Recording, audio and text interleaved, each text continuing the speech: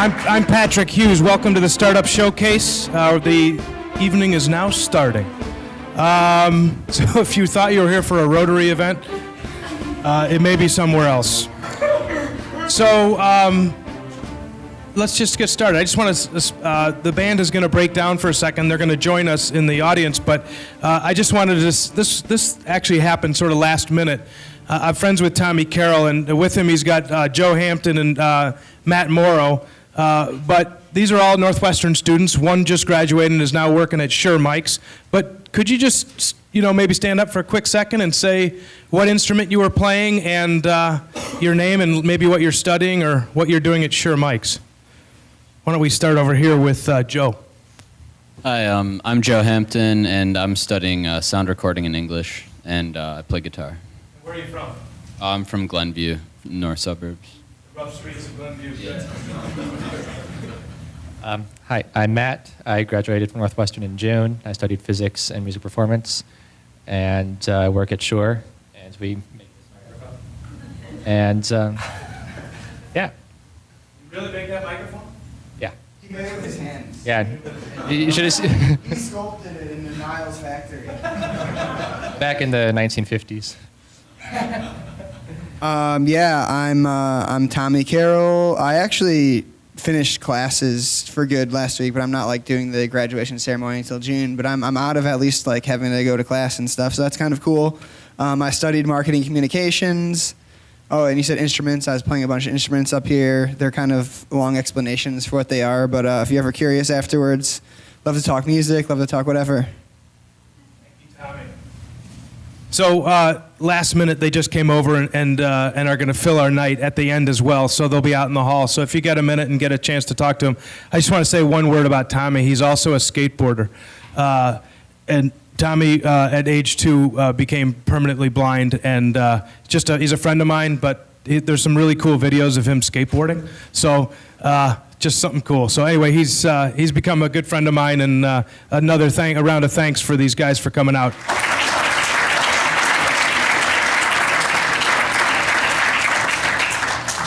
We have some basic things as we get started here for the evening. First of all, thank you for coming. We had over 250 people sign up, so they're not all here, as you can tell, but there's 250 people that were interested in coming to tonight. This is our 4th showcase, so spread out. This is our 4th showcase. And I think we have one public official here. Would you mind just standing up? Can you stand up and just say hello for a second, and who you are and where you represent? Thank you for coming tonight. Any other elected officials? Anyone running for office? I know we have some people signed up that were running. Anybody here? Please, anyone? I know we have some people running for school board that were signed up. So I guess I'm supposed to introduce myself. Is that right? Am I missing anything on that? Okay, here we go.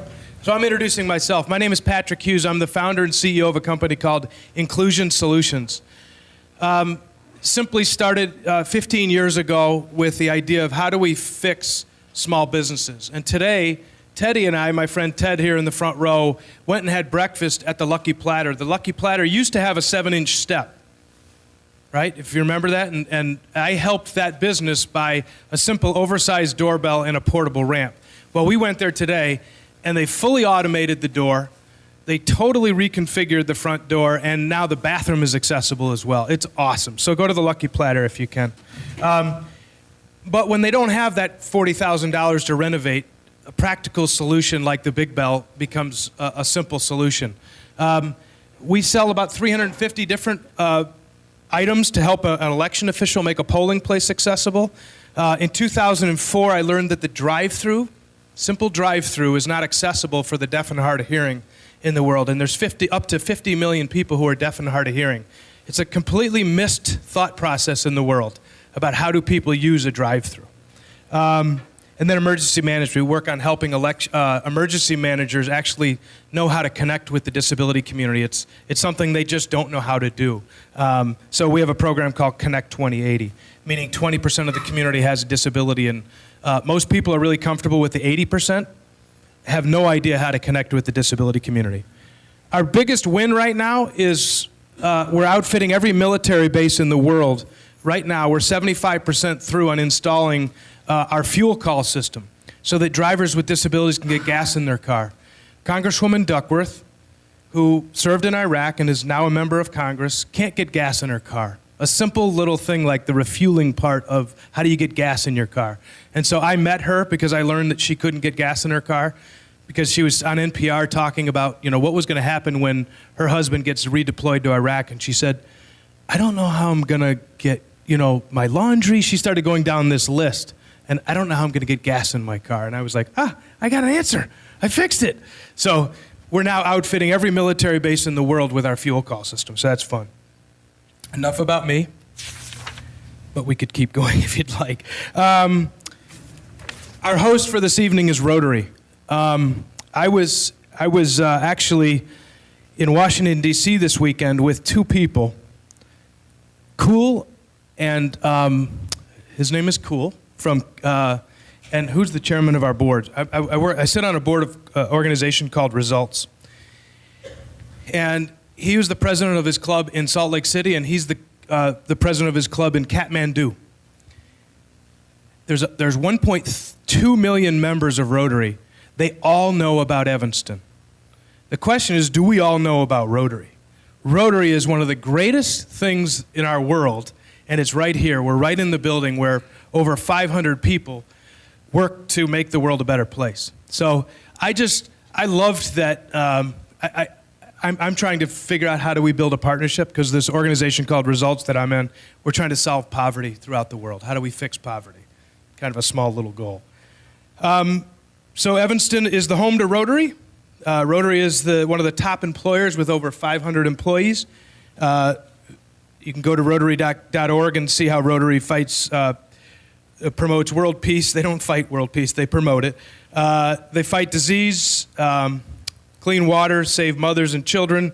There's a lot that they do. So I think here in Evanston, it's this building here, and we don't really realize what the heck they do, but they're amazing, amazing stuff. Is anyone here from Rotary? Any Rotarians here? Evanston Rotary Club. And what are you working on right now here, Wally? Give me a project that you're working on right now. We are working on issues of peace. Last night in this auditorium, we had a community dialogue with John H. White, the Pulitzer Prize-winning photographer, who talked about the work that he does, and we had community members from all over. But Rotary's primary goal is eradication of polio. From what I heard this weekend, is that right? There's 3 countries left? 4. Do you know the names?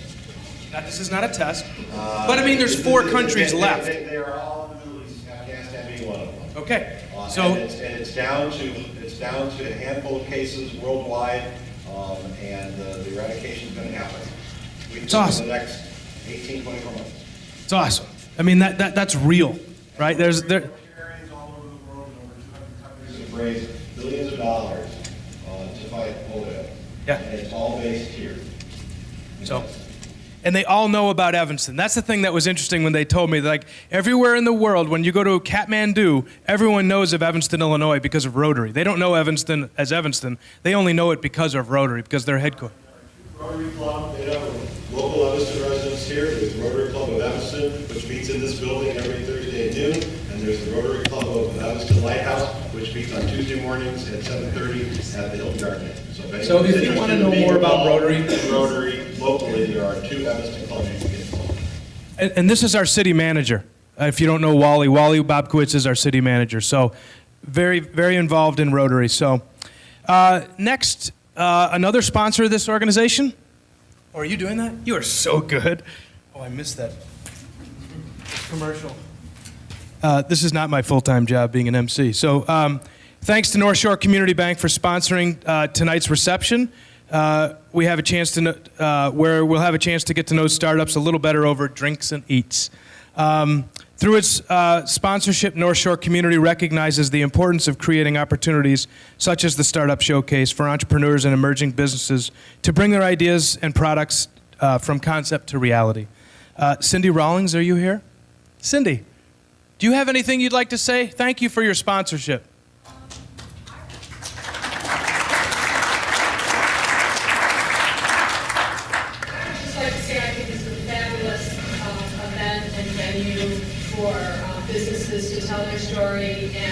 get really insightful input from experts, and I think it's a fantastic event. So Are you going to be around afterwards? I have a board meeting. I'm going to have to leave right now. So if people want to know more about your bank, what do they need to do? Where are you located? I am located out of the Winnetka office, but Great. the office in Skokie, and And you're involved in the chamber, so we can go through the chamber to get to you too. Perfect, thank you. The next is the chamber. Almost 500 members. Elaine and Kara, are you here? Do you mind standing up just for a second? All right. So I asked them this afternoon, kind of give me the highlights. They have 40 networking events in a year, 10 educational events. I went to a really cool one on maximizing Google. They have 6 major events, like the mashup and the city's sold-out State of the City event the other last week. They have 49 ribbon cuttings in 2014, so they're everywhere. The chamber is everywhere. So, and they also asked me to mention that there's a new young professionals group called Emerge that is formed. Any quick thoughts from the chamber that you? No, I'm just really happy that you have this event. I told one of our members to go and come and hear what the new entrepreneurs are saying and think about when they started their business and what encouragement they could give the new businesses like this. Thank you. So if you're interested in joining the chamber and being part of that important resource here in our town, I just rolled off the board. I spent 6 years and they've kicked me off the board. No, I rolled off. Just kidding. Evanston, City of Evanston, for which reason we're here tonight. There's 4 people that work in the Economic Development Office. And when I moved my business from Chicago to Evanston 5-6 years ago, we didn't have this office. We're very lucky if you're starting a business today that you have these 4 people here to help you, navigate the city from real estate. I should probably turn it off myself. To navigate the city. How do you do that? Johanna Neiden. Johanna? Paul Zalmazek. And this is Paul's baby. This is really, Paul's the brainchild behind this. Megan Jones. Is Megan outside? Yeah. And Cindy Plant. Are you here? Cindy? I worked on Evanston 100 with Cindy through the chamber. So thank you for that. So if you haven't been to evanston100.com, and also we have, I mentioned before, Waly Bobkiewicz here with us. All right. What? Did we miss? I may have missed one. Peter Braithwaite. Peter! All right. Peter is my alderman in the 2nd Ward for my business. I'm part of the West End. This is probably a good time to do this. Peter, thank you for coming. One of the things I like to do is sort of get a feel for who's in the audience. And we don't need to really introduce everybody. But are there any other banks here? Any other bankers? Yes, there you are. What else? Who else is from the West End in Evanston? Like in the manufacturing district? Chris? All right. How about the north side of Evanston? John, you're with Weichert Realty, right? Anyone else over on the Central Street area? Who's come in from outside? Hey, Chris. And who's come in from outside of Evanston to look at these businesses? Okay. You came in from the big bad city of Chicago? It's great. We've got real estate folks here in town. Name some things that you're a part of. What are you doing? Why are you here? Sir, Sheldon, what brings you here? I run a company called Creative Capital. I help finance startup business. Great, you got money. He's got money, okay? Who else has money? Who else has money and is thinking about investing? You are? Okay. Who else has money? Okay. Who's thinking they could maybe do that? Anybody? Yeah, we got some others here. So, who is good at helping people start and navigate startup stuff? Who's here is thinking like that, okay? We got some people like that. All right. So, some consulting kind of folks. All right, I'm going to do something a little different here. We've never done this. This is, who's heard of this campaign, We Love Evanston? And we're going to get to this thing here real quick, all right? So We Love Evanston, all right? So I'm going to go right now and I'm going to go vote. And I want everyone right now to take out their phones and to do this, okay? because I don't necessarily know what we win, but we win a lot of pride, and maybe Paul can tell us what we win. Do you know what we win? We win a ton of civic pride. And Civic pride, right? So I grew up here, We are and competing against communities from around the world to be the most sustainable, lovable city, not only in the United States, but in the world. So we are competing against, in the United States, Seattle and Cleveland.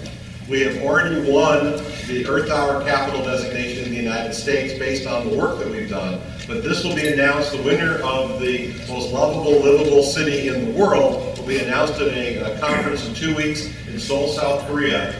Mayor Tisdall is already got her plane ticket, is going to be there to receive the U.S. Earth Hour Capital. But let's express your love by voting and to put posts on Instagram and Twitter with the hashtag #WeLoveEvanston. I'm going to vote right now. Look how easy that was. So, could you all please vote? It would be a really good thing. It helps our whole city, the whole culture, and the economy, the culture of our city if we can do this. Yes. I'd also like to add, during the evening, if you could take photographs and put them on Instagram and also use the hashtag #WeLoveEvanston, that also counts as a vote. And the pictures are updated on a regular basis. If you scroll down on the website, you'll see. This really is a global phenomenon. We are so proud that we'll be represented by our mayor and one of my fellow staff members in Seoul, South Korea. So take one group selfie here. And then at the end of the event, we will check to see if it showed up here. What's the word? It's a picture. And I'm going to tweet as well. So. All right, so are we going to do synchronized? We'll do it together. All right. I don't know what we're doing here, but all right, hold on. Let's do it with the audience. These are the ones that weren't important. All right, so here we are. Ready? Smile. All right, we'll do this side. Here we go. We love Evanston. There we go. Okay, it's a little weird, but let's do it. So we'll check on it in a minute. So keep updating that and tweeting away and Instagramming away. All right?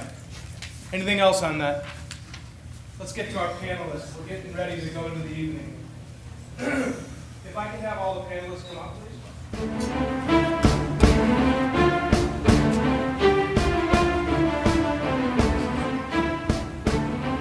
I'm going to start with Kelly first. Kelly Cutler.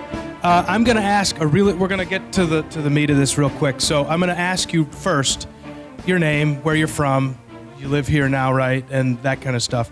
And then what was the spark for your business? What was the moment where you said, I got to go, I got to do it? And what did you leave and what did you do quickly? Hi, everybody. Good to be here. My name's Kelly Cutler. Thanks for having me today. I'm excited to hear from all the great entrepreneurs that we have in the house tonight. My company is called Kona Company. We're a digital strategy, digital marketing firm. And I'm from the Motor City. You guys know Detroit. I lived there for most of my life and then moved to Chicago. I lived there for about 10 or 12 years and then moved up to Evanston. So I moved my business actually to Evanston about a little over a year ago, and mainly did it because I wanted to be closer to my family and my kids, and it's been great. I love working in Evanston. It's fantastic, and really most of all I love not sitting in my car for 2.5 hours each day, although I'd still do that once in a while, but not as much. And the spark for me, it was, I was working for a very large internet company, and just felt like I wasn't able to offer kind of customized solutions to my clients, and I had a really nice client list, and I just sort of looked at at my Rolodex and said, I think I can do this on my own without the huge corporate backing, and so I decided to take a leap. That was in 2003, and kind of the rest is history. I've been kind of doing it on my own ever since, so it's been fun. Yeah. Jessica, introducing yourself. Hi. Thank you for including me. I am thrilled to be hearing you guys tonight, and I can't wait to hear what you have to say. My name is Jessica Oldani. I'm an attorney for entrepreneurs and startups. My practice is called Oldani Entrepreneurial Law, and it's right here in Evanston. I am a lifelong Evanstonian, born and bred. And the spark that got me to open this practice was I was practicing international business and trade law. And some local entrepreneurs knew that I had founded and run my own small business years before I went to law school, and they asked me to step in and just help them with their small business needs. And it was sort of a match made in heaven, and so I opened this practice from here, and this is what I do now. Great, thank you. Good evening. I'm Steve Anderson, and my ties here to Evanston is that my grandmother's brother moved here in 1927, and they were entrepreneurs. And so I stand here today with a company called Fezzi. We started out as a foreign exchange company, but now we are a resource provider for businesses. So I am grateful to be here to hear what the entrepreneurs in the room have to talk about, and also the spark that got me started as an entrepreneur was the fact that nothing beats working for yourself, and nothing beats having the opportunity to see the benefits of being an entrepreneur and working for yourself. And it's a gratification that I'm sure everybody in this room can see that you are an entrepreneur that will be able to see benefits as time moves forward. So it's a great opportunity to be here. I wish all the entrepreneurs much success in the future, and thank you. Hi, my name is Gabe Vehovsky, and also happy to be here and excited to hear your business ideas. I currently am founder and CEO of Curiosity.com. It's a website that we aspire to make it easier to learn and encourage people to learn new things every day. If you check it out on your phone or on your computer, you'll hopefully get the gist of it fairly quickly. Live in Evanston. I also teach at Kellogg at Northwestern entrepreneurship. So happy to be here and happy to help. Thank you so much. Let's hear it for our panelists. Thank you.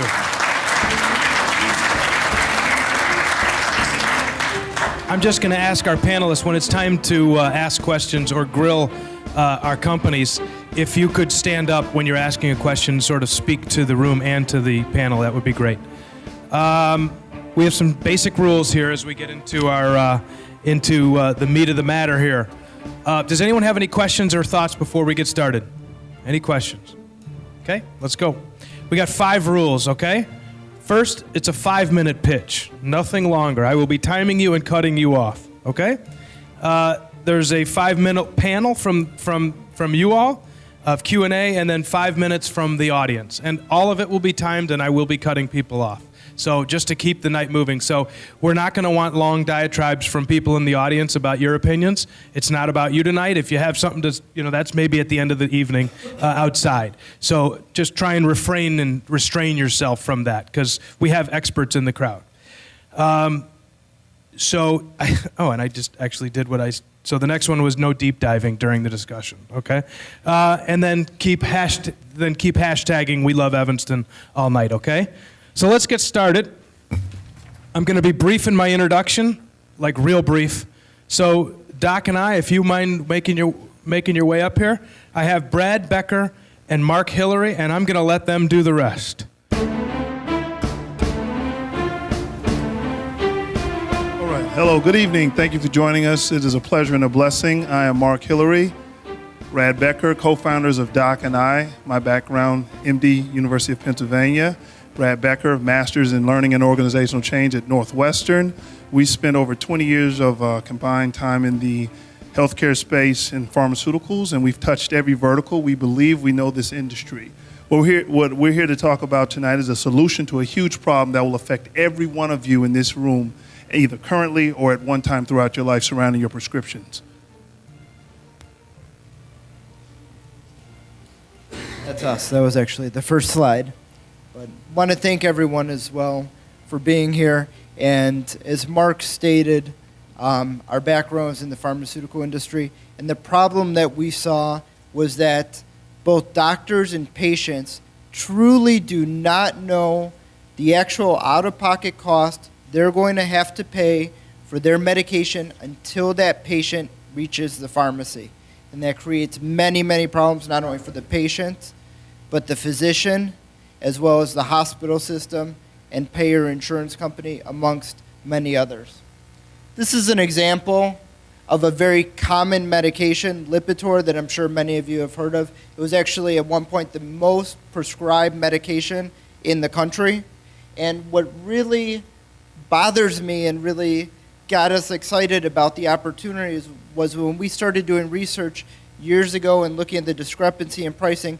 You could see that this medication, Lipitor 20 milligrams, generic version, 1 month supply, the price differential from Pharmacy 1, Pharmacy 2, Pharmacy 3 goes from $109 all the way to an entire month supply for free. And what's interesting is all 3 of these pharmacies are within 5 miles of each other. So a lot of patients that might not be able to afford that medication might have been able to get it for free at a different pharmacy. This is a visual, and don't mind looks like there's some difficulty with the viewing, but a prototype of what Doc and I provides is real-time pricing at that point of prescription. So for the first time, a physician could have a fully informed discussion with his or her patients while prescribing a medication and help that patient find either the medication they're looking at the best location for the best value, and also see alternative medications in that class that might be a better fit for that patient. One of the key benefits that Doc and I provides, in addition to helping patients save money on their medications, in addition to helping doctors save time and reducing callbacks from patients getting to the pharmacy and not being able to afford their medication, calling back to that office, is the data analytics. So imagine a pharmaceutical company, an insurance company, being able to share with a doctor, being able to see what a doctor's prescribing and that physician's thought process during the prescription process. So where we are as Doc and I, we started the company roughly 3 years ago. We're beginning an IRB research study and a pilot actually next Monday at North Shore Health System with an office in Highland Park. We've been featured in Business Insider, Chicago Tribune, and the Accelerator Matter. We're also going to be giving an hour-long presentation at HIMSS, which is the Health Information Management System, internationally recognized company that provides information and brings in experts in this space. So feel free to stop by. 1 minute. And so in the last minute, you might ask in this short time, who wins? Well, everyone in this room wins. Everyone in the healthcare environment wins. For example, the doctors win. Most importantly, they're going to be the users. They're going to decrease their prescription fallout, the callbacks, the frustration, the burnout, just not knowing the answer to what a patient is supposed to pay when they get to the pharmacy.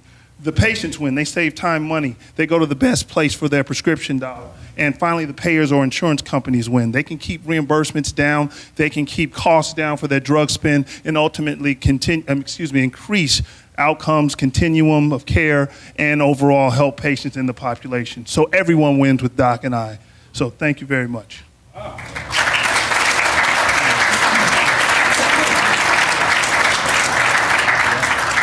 You got 16 seconds left. Anything left? All right, good. Let's go right to our panel.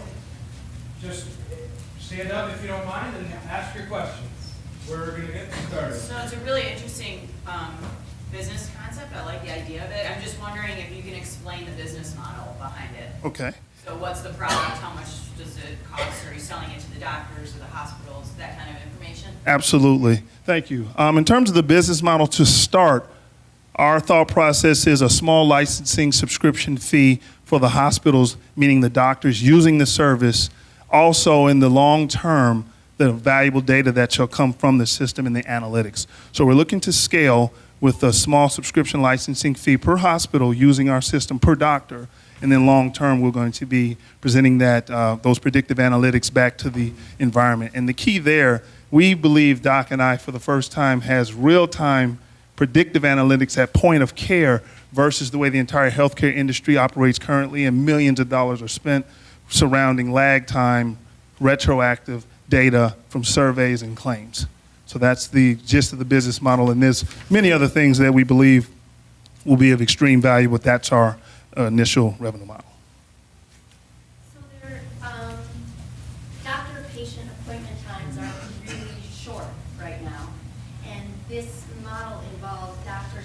time almost essentially helping patients shop for the right prescription when patients already don't even have enough time to describe symptoms and what's going on in their lives. Do you have numbers for doctors or incentives that would help them want to spend time doing this versus other things during that appointment? That's a great question. Actually, probably one of the most common ones we get where doctors are spending on average 8 to 10 minutes with each patient. And that's part of the reason why we designed the Doc and I system for the provider, because we're letting that provider make the informed decision. And whether or not, what's interesting is some physicians in North Shore said they want to actually turn the screen and have an informed patient engagement, shared decision-making process with that patient. We've had other physicians say, I just want to know if a prior authorization is going to be required, if that insurance company is not going to cover the medication, so I could choose another option and let that patient know this is what we're choosing because you won't have to worry about headaches at the pharmacy. And I, as a doctor and staff, are not going to get those callbacks, and it's not going to be cumbersome through that process. So that's the main objective. I'd like to know, in regard to your service, does it also comply with the new healthcare system and insurance? How does your firm address that in regard to, you said patients win, the patient win side, they're mostly into insurance types of products. Does your company address that?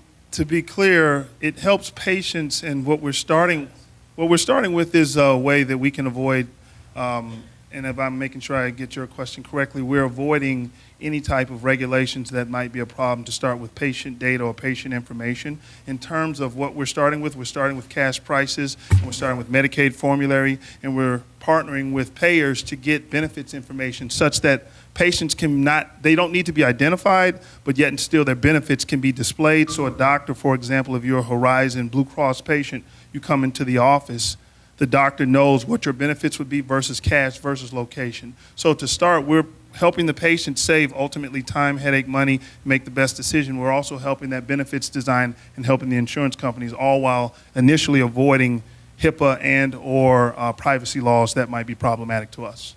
1 minute. Since ultimately it seems like the patient's the one that wins in the sense of spending less on medication than they would otherwise, have you thought of an approach that's direct to consumer? And maybe explain why you chose to go institutional. Yes. So that's probably the key differentiator from Doc and I to a lot of competitors in the field, such as a Good RX, WeRx, that have consumer applications for patients to compare the price of their medications. The reason why we focused on the provider and bringing that autonomy back to the physician is because patients cannot prescribe their own medications. So let's say a doctor sends a script to CVS, patient logs on to one of these mobile apps, sees the price is better at Walgreens, they then have to call back to the doctor. We're trying to streamline the process and address the problem before the problem starts. Last question, 13 seconds. Data for the pharmacies and the pricing. Great.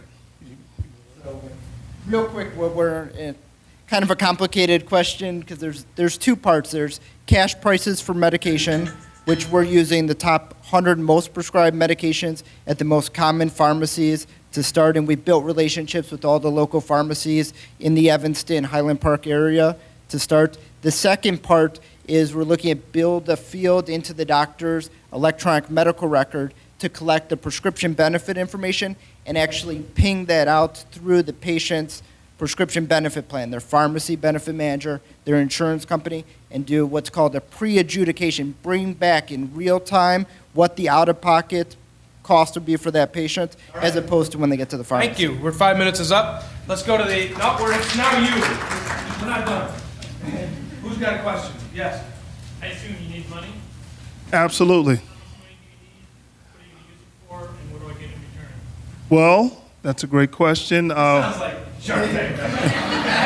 Well, for now, we're looking for a bridge to make sure we can turn the corner towards paying revenue contracts with the large payers and large organizations. Currently, we're looking for $500,000 so that we can work towards those relationships. Now, if we do a full raise or a Series A, we're looking for 2.5. because that will allow us to really incur all costs and build out if we had to internalize everything. But we believe if we're able to get the paying contracts, a lot of those costs can be pushed forward and we won't have to pay for everything. Now, when I was asking questions of who had money, he didn't raise his hand, just so you know. So, just kidding. Who's We're next? actually to discuss in more detail. Yes, in the back. Why are you confident that doctors will adopt this? I mean, doctors, as you mentioned earlier, A little louder, please. Doctors are generally very reticent to adopt it. So why this, and like how have you validated that model of doctor adoption?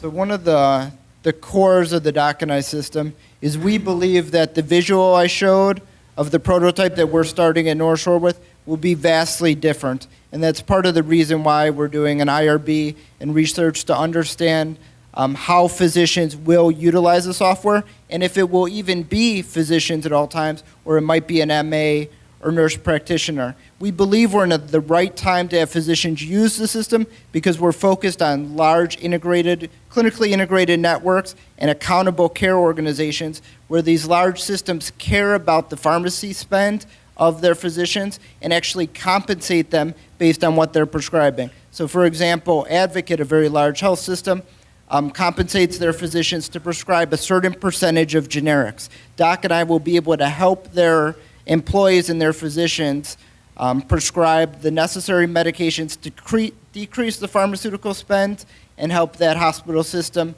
generate more revenue based on the employees, physicians that are working for the systems. Great. Next question. Yes. What Doc and Who's your name and what grade are you in? My name is Oliver and I'm in 6th grade. Yes, you are. Would Doc and I be integrated with the hospital's systems and databases for further automation? Great question. That is the gist of what we're looking to do. You look, yeah.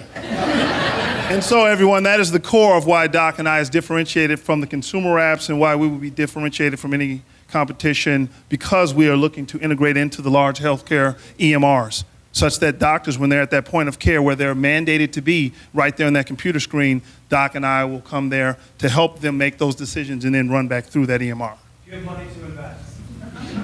All right, next question. How are you addressing the differentiation from the patient if I'm in Aetna versus Blue Cross versus whatever? What you've shown is what Walgreens charges versus what CVS charges, not what Aetna charges that I have to go to Walgreens versus Blue Cross Blue Shield at CVS, etc. Help us with the integration of the notion. Wonderful question. So that's similar. There's a couple components to the pricing that we provide. One is the cash pricing if a patient is not utilizing their insurance. If you've seen those $4 and $10 promotional lists, oftentimes better pricing than a patient's insurance. The next part, that insurance, we're working with some of the large PBMs and payers and discussing bringing in their benefit information, inclusive of, you brought up a wonderful point, the preferred pharmacy network. So a copay is not a copay. A copay could be a different price at Walgreens compared to CVS, compared to Target, based on that negotiation between the PBM payer and the pharmacy. So our ultimate goal is to provide all that information, but we're doing one step at a time, similar to a Priceline, Orbitz, getting one on board, and then we believe the rest will join. Let's try and get two more quick questions in, real quick. So really quickly, I mean, kind of what Oliver was saying, but have you thought about patient portals? So a lot of doctors and hospitals now are using patient portals. That's how I communicate with my doctor. That's how I get information. Have you thought about sending the person direct to the patient portal? Absolutely. At the point of care, that's one of the thoughts we are looking into addressing, making sure that the correct links to whatever information the hospital needs to talk with their patients is available at the point of care. The key is the physician, and our build of the system will put the correct prompts and information for the physician to send that out to an appropriate patient. Last question, quick. Do you have any customers yet? Have you made any sales? Well, our pilot is at North Shore, and that's what we've been working for over a year to gather. So we're going to start with North Shore, and from there, we believe we will gain customers. Highland Park, Foley, or all? We're in the Highland Park, North Shore. Starting with the family practice office. Where are you, right now, I know you're not in Evanston, but what is it going to take for you to get your business in Evanston? So our CTO is across the street. We're in his office all the time. We love Evanston. I was here for my master's at Northwestern, and we'd love to stay connected, and we're here every week with North Shore through their Center for Biomedical Research, which is 2 blocks down the road. You're being filmed, so we're gonna You can hold us to that. We want you here, okay? So thank you. Let's hear it for these guys. Thank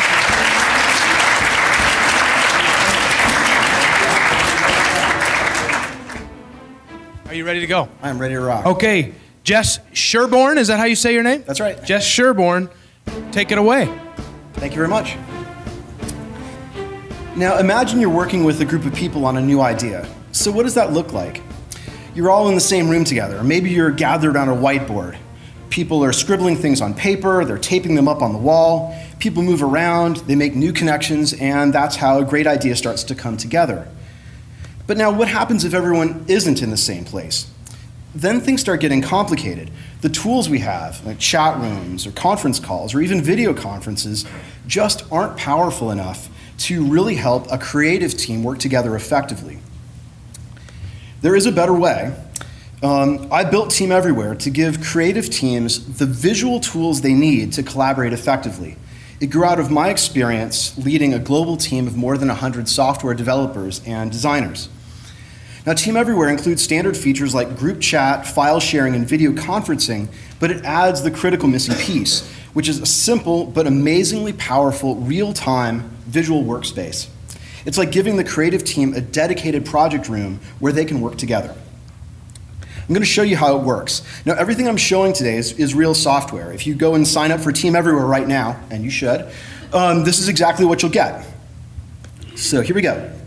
The heart of TEAMeverywhere is the sketch panel, where you can draw freehand or you can add text and images. You can see who's here, and they can see all the action in real time. Now, it's incredibly easy to share your work. If you have a picture that everyone should see, you just drag and drop it right from your desktop. Other people can add their images right along with you. Or let's say you're using Photoshop or some other desktop application like PowerPoint or Keynote. You just copy and paste it right in. Now, let's say one of my colleagues has an idea about my image. He can draw right on it. So as you can see here, TEAMeverywhere is optimized for tablets. So drawing is easy, intuitive, and very, very fast. And you can see that my screen is responding instantly to my friend's changes. Now, TEAMeverywhere is also great for sort of more general whiteboarding. Everyone can work together at the same time. It's just like we're gathered around that board together. Now, unlike a physical whiteboard, you're never going to run out of space for your ideas because TEAMeverywhere automatically extends the drawing area whenever you need it. But it gets better than this. Your board can have as many pages as you need. So, for example, if you want to explore different concepts, just add more pages to your board. When you're done with the page, you can archive it.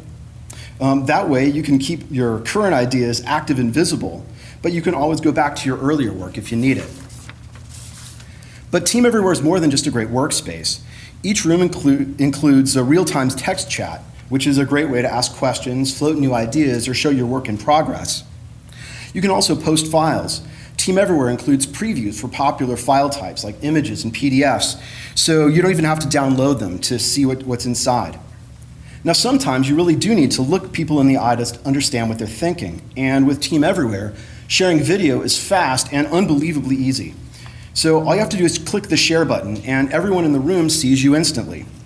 Now, if they want to join in, it's just one click for them too. Everyone in the room can participate.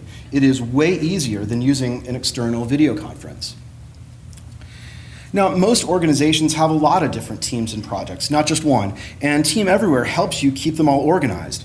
You can create a room for each project, and you might also create rooms for different specialties in your company, like designers or architects. 1:30. Thanks. Each room has its own sketchboard, chat, and video.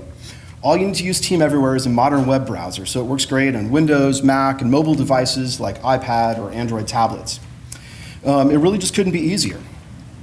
So now you've seen the product, let's talk about how it's going so far. So we launched quietly in October, and since then we've carefully expanded our base of users, adding basically 1 or 2 organizations every week, mostly starting with a one-on-one conversation that I'm having with them. So I'm using the feedback from these early users to refine the product and messaging. So based on what I've heard and seen so far, I think I found a genuine market. In addition, the product itself has been really reliable with 5 nines uptime since the day it launched. So far, TEAMeverywhere has been entirely self-funded. I've done most of the work on my own, though I've had lots of help from like-minded friends who want to help see TEAMeverywhere succeed. At this point, I'm considering raising a small amount of outside capital to expand the team. Specifically, I'd like to add someone to focus full-time on marketing and another person to focus full-time on support, particularly during the critical first 3 weeks of a new customer on board. So at this point, I have a promising product that works well. I have some big decisions ahead. I'm grateful for any advice you have, and I'm happy to answer your questions. Wow, another 13 seconds left. Good job. We're on it.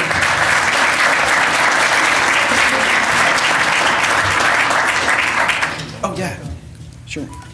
Okay. Yep, you're done. I'll use my 13 seconds for tech support. Okay. Sweet. That was cool, Jess. Thank you. We got somebody ready to go here? All right. As someone who does a lot of software development management, we have 15 of those folks working at my company. We've gone through Basecamp, A little louder. Slack, and HipChat, Mhm. and Hangouts, and very crowded space. For sure. How do you intend to compete on what basis do you differentiate? So I think really compared to all the tools you mentioned, there's really the visual component, right? So most of those are basically typing text into little boxes and file sharing. And so I feel like that's a good baseline for someone to start with, and certainly for some kinds of work that may even be adequate. But I think for really intense creative work, if you think about like getting together to work on a hard problem, right? You want to be, your people draw all the time to do that, right? There's a reason that every meeting room you go into has whiteboards.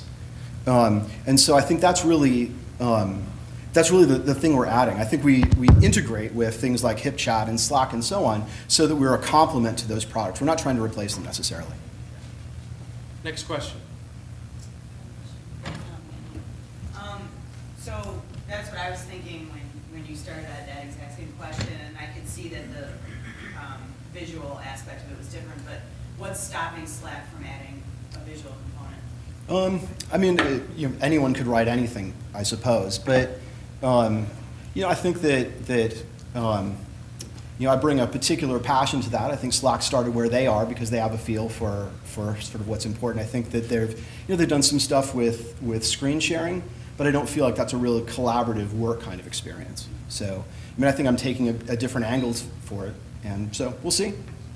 They have talented people too. They could eat my lunch. But it's also, there are a lot of, there's room for more than one too. So how do you license the product?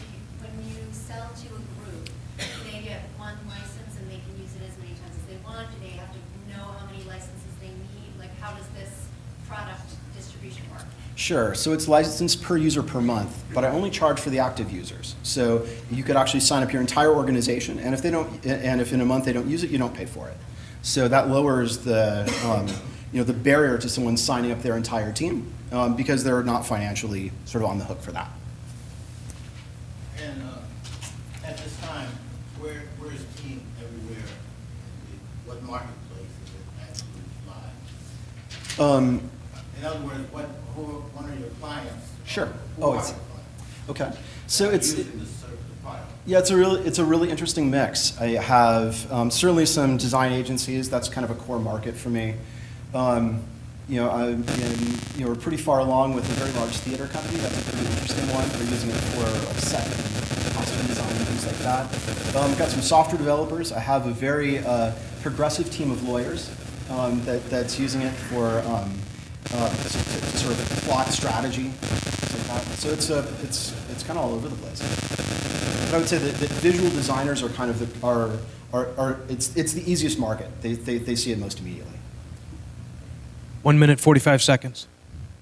Are your current customers that you have, are they paying for the product, or are you doing some free, For now, it's all free. Yeah. So I'm just about to cross over where I think that they would agree that they're now getting the value for it. But in the past, it's the deal has been that they give me lots of feedback and they use the product for free. Can you talk about once you start charging kind of what that looks like in more specifics? Oh, like in terms of dollar amounts? Yeah. The number I've quoted for them for the sort of the standard is $8 per active user per month. And it's month to month? It is month to month. Have you thought about taking a niche in a particular industry? I mean, creating customizations, for example, packaging design is very specific and notably different from software. Have you ever thought about conquesting one specific use case, or do you like the idea of having all things to all design people? I certainly like 45 the seconds. second market better, but no, I think that's something I'm definitely open to. I mean, I think that's part of the reason for kind of starting small and slow and seeing who really grooves on the product, and seeing whether there's a potential to kind of focus it more than it is. How much are you looking for? Best and wise. I'll talk about it. I'm more likely to talk about it afterwards, one-on-one. No, it's small, right? I'm talking about adding a couple people for a period of around a year, so you can kind of do the math. I mean, I think that's plenty of time to prove and see whether the product has the kind of scalability in terms of its market that I think it does. The Shark Tank would not approve that answer. All right, so we're done with that. Let's go to the, huh? I've got an answer. He's got an answer. Not for on stage. You all might have to ask it another way. And I believe he comes from John Seed's EEL group. So, John, your first question. Sense of how much variable cost is associated with it. And I see two primary ones. One is just the boots on the ground going out there. Are you being asked to present in front of a large group? You're showing them how it works, and so is that a big sales expense? And then the tech support. You kind of said that there is a 3-week tech support. I mean, how many people are you eventually going to be answering phone calls and rolling out the product? You need more. Honestly, I don't expect that to be an ongoing expense. I mean, I think that for early on, the onboarding is trying to figure out how to get people to change their work habits to make TEAMeverywhere a part of that. That's really what that is. It's not like like I'm really advising people. So it's more, over time, that's going to turn into stuff done by robots, right? Where it's it's going to be a series of onboarding emails and things baked into the software. So, I mean, in terms of, I see that as a short-term thing that I intend to transition out of. Similarly, selling software at $8 a head is not, a sales strategy is not probably the right, that really needs to be mostly inbound. So, and then in terms of the actual operational costs, they're very low. Yes, question. Two-part question. First, how do I make sure that what I put up there is mine? Because this is your service that's sitting up there. How do I get it back down for me to use and then repackage and put it into, if I'm doing a design project, into InDesign or Illustrator, take what I've done there and utilize it in the real world, in the office or wherever I'm doing that? Sure. So most of the assets can be just downloaded directly. In terms of the actual ownership, the license is very clear that the material that you provide to TEAMeverywhere is yours. We assert no interest over it at all. Can I just say you have the coolest hair? Tommy. He wins, right? Tommy. A weakness I've noticed in a lot of competitors, this kind of product, is accessibility features. Have you considered and invested in any kind of integration for screen reading software as opposed to actually software for say, visually impaired or hard of hearing / deaf users? That is such a Shark Tank question. To be honest, there is some support in there, although it's not as strong as it could be. I'd be actually delighted to learn more about what might be feasible within a product like this that's so visually focused. Thank you. Yes, sir. I don't know if I missed something, but where are the servers hosted? Is it hosted on someone's computer? Right now, all the servers are in Amazon's cloud in Oregon. Yes.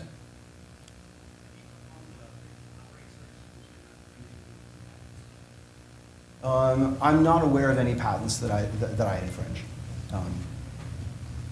Could you convince Amazon to move their operations to Evanston? Okay, next question. Next question? Come on. I have a question. Okay. Where's the pain point from you early? Maybe you mentioned it already, but when I heard this initially, there was a strong pain point. I don't think it's delivered strong enough here, so I want to hear it. Fair enough. So I worked with a team of over 100 people. When I started, I worked with a little team in Evanston, right? It was like 10 people. When I finished, I had a team of about 110, and we had people in India, we had people in Europe, we had people on the West Coast. And I felt like in our work, we got dumber. I felt like our creative process was much slower. And so that really led me to create this product. Is I created the thing that I wished I had when I was doing design work with my team. Is it working? Yeah. Okay. Does it work? It does work. Great. This is the actual thing. Great.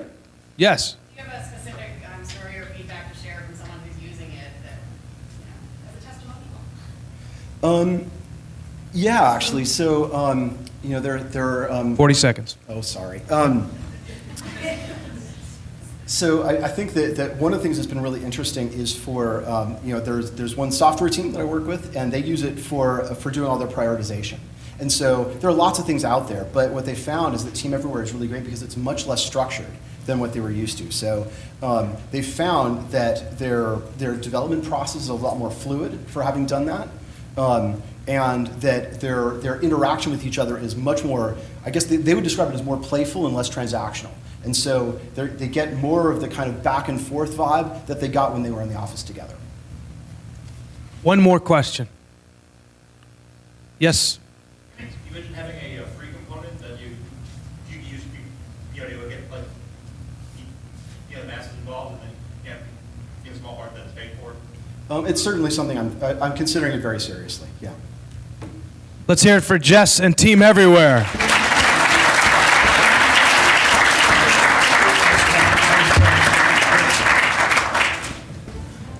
Thank you, Jess. Let's just remember, I don't know, who here has started their own business? Raise your hand. Wow. Okay. Who hasn't? Raise your hand. Who works for somebody else and just never started anything, which is okay, right? It's not easy to get up here and do this, so those who've started businesses know what I'm talking about. Real quick, do you need a microphone? Yeah. Great.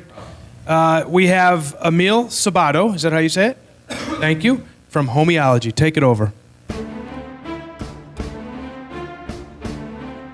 Okay, hello everyone. My name is Emil Sabato. I'm a co-founder at HOMEOLOGY. Think of our company as the eHarmony for community match. Oops, wrong button. Now, there's a big problem in the real estate industry today, and it's the way how people find homes. With HOMEOLOGY, we have a solution to address this sizable problem. There's over 15 million households that move every year. That's equivalent to 17% of the US population moving every year. And in this room, I could count probably about 20, maybe about 20 of you will be moving within a year. And finding that home is the American dream. And it should be the happiest time of our lives. But yet, 54% actually regret their home choice.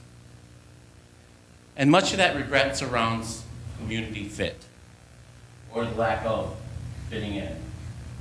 And we understand why that happens.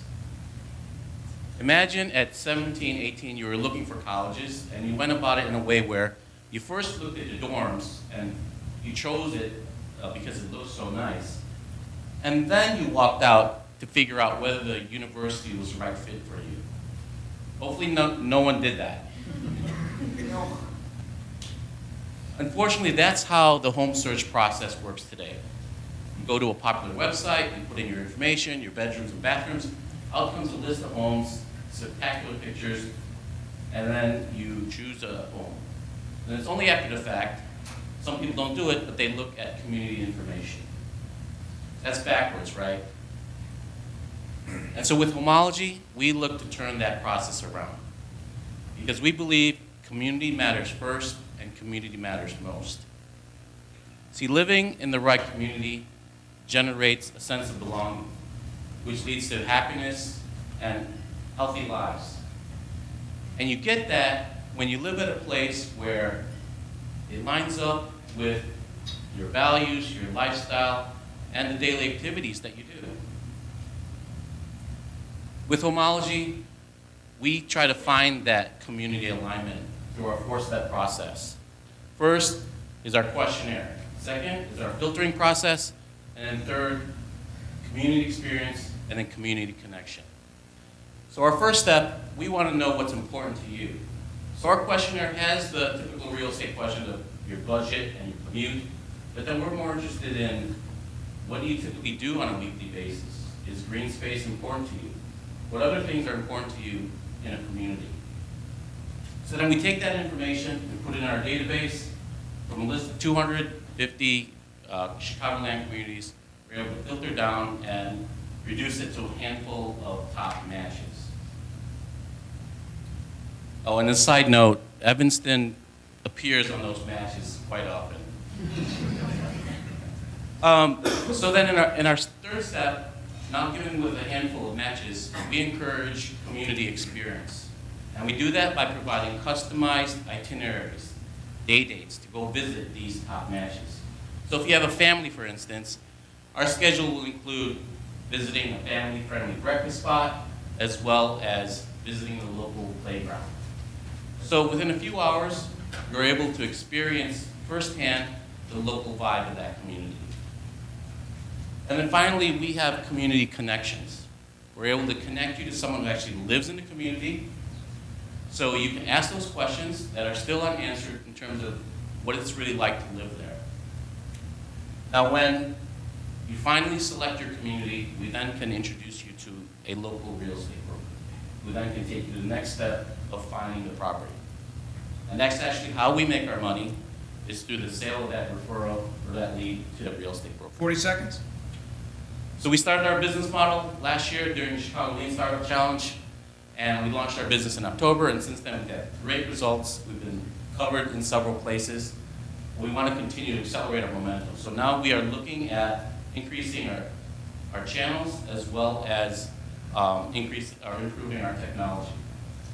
So let me end by saying, our ask is, if you are in the corporate talent acquisition or the employee relocation industry, please let us speak to you so that we can show you how we can benefit your business. If you're in technology, if you are a developer or SQL expert, we need help there. As well as, if you are planning on moving, let us help you find that right to move. Thank you very much. There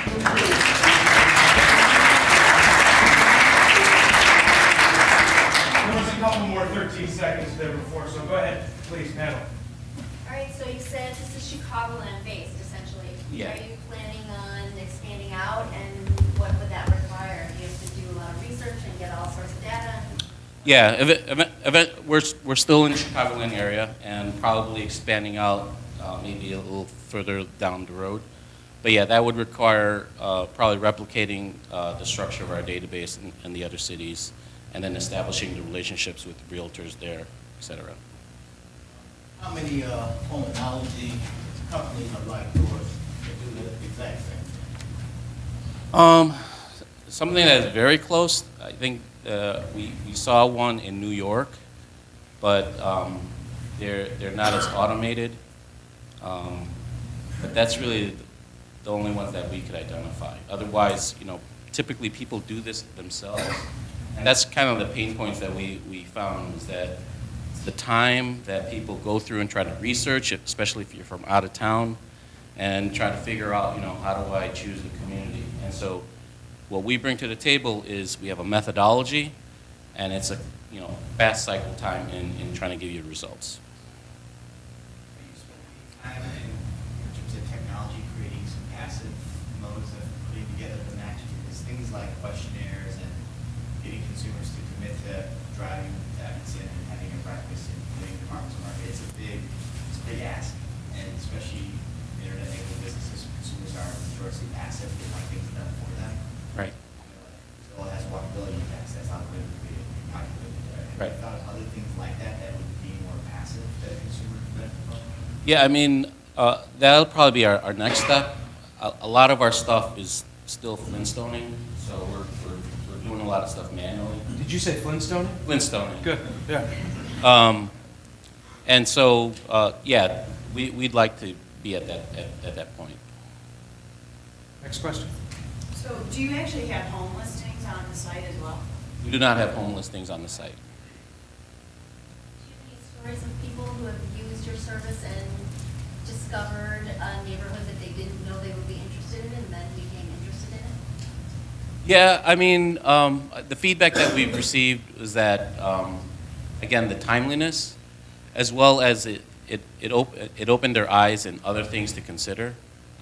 It's like they didn't consider this or that, but with our questions and how we present our report, they think they feel better in terms of the decision making that they came up with. Do you feel that in the marketplace, you're going to have, is this a free service at this point for the consumer, and do you think it has to stay free? No, we're looking to set like a upfront paid free 2 minutes. charge for the customer. I just have a comment. I mean, I think it's a really valuable thing that you're doing by matching people up with communities. But I'm not totally sure about the model, because it seems to me like what would be ideal would be to merge this data with actual listing data, sort of to your point about, wanting to have that instant gratification. Have you thought at all about that? I mean, it seems like it would be a really good add-on to like a Redfin or a Zillow or a Trulia. Right. We're evaluating our model. We're evaluating kind of our relationship with the realtors. We don't want to be a direct competitor to them, but yeah, we are seeing that instant gratification need, and so we're looking to add stuff to the website to address that. 1 minute. And have you considered connecting with some of those other services? With Zillow and Trulia? Not really. Not really. Is there a reason that you don't want to go that way? You want to do that part yourself, or? Yeah, I mean, their model is really to serve the realtors, and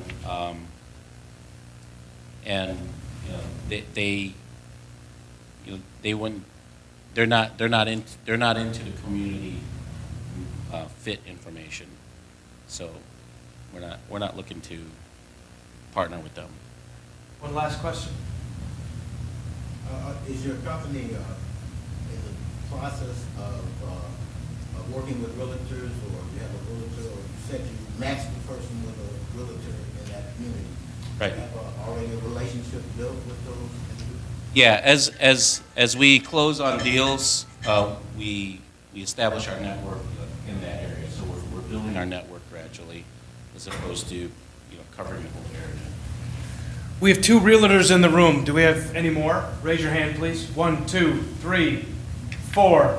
Any others? Good luck. Questions, please. Yes, sir. Wondering about your current acquisition costs of consumers that actually go through the process versus what you're ending up able to charge to realtors for referrals. You're asking what is our acquisition cost? Yeah, for users right now. How are people finding you, and how much is that costing you to have them find you? Sure. So the main point of entry is the website. We do Google ads.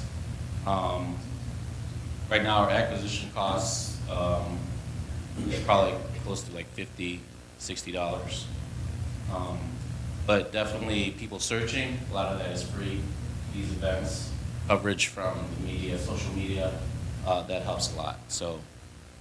Just a quick question. How long have you been working on this? Oh, we launched our business in October of last year. Thank you. So just give us a sense. But yes. I have a question. Where do you get the information from? Assuming that I'm moving from New York and I have a job where Evanston would be a proper place to live. I have answered I'm filling out the questionnaire. Where do you get the information from? Sure.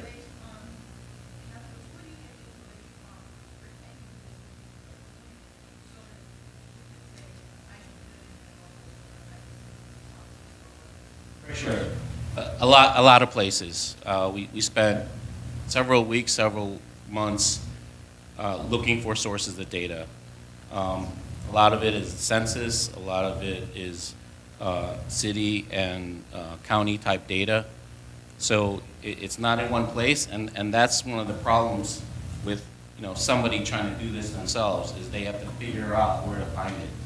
And so that's the value that we're providing, is that we've collected it for you and kind of made sense of it.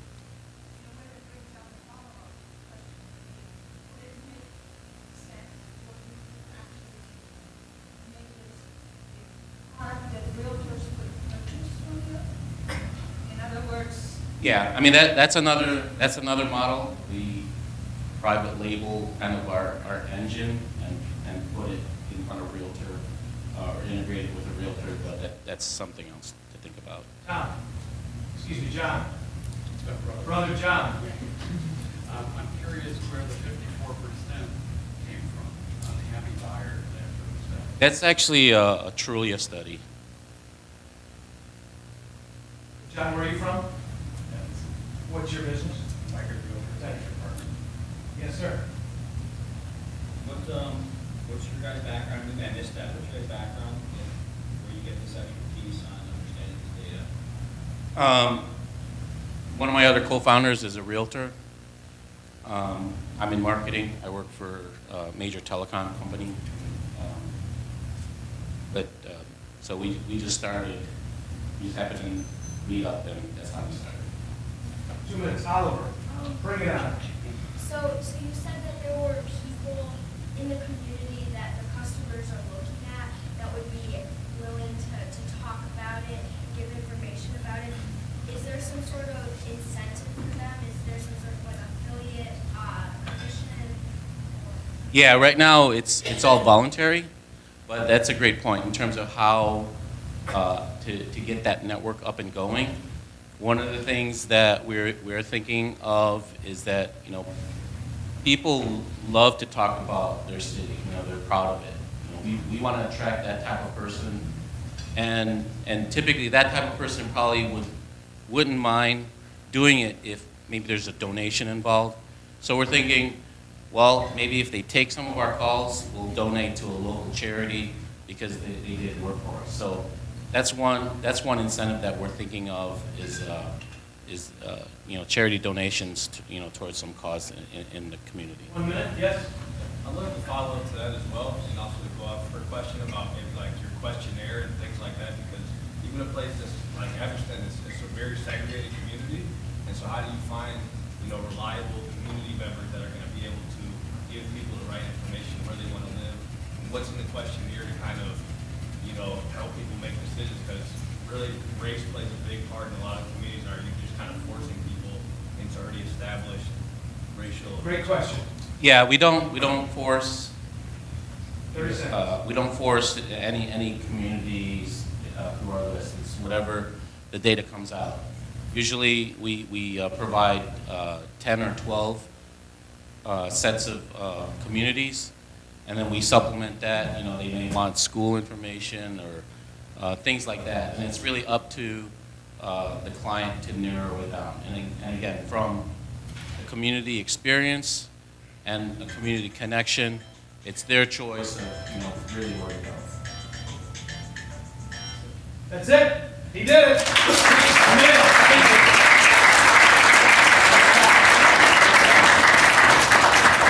That was awesome. Next, we have Michelle Goodman with Straight Jacket.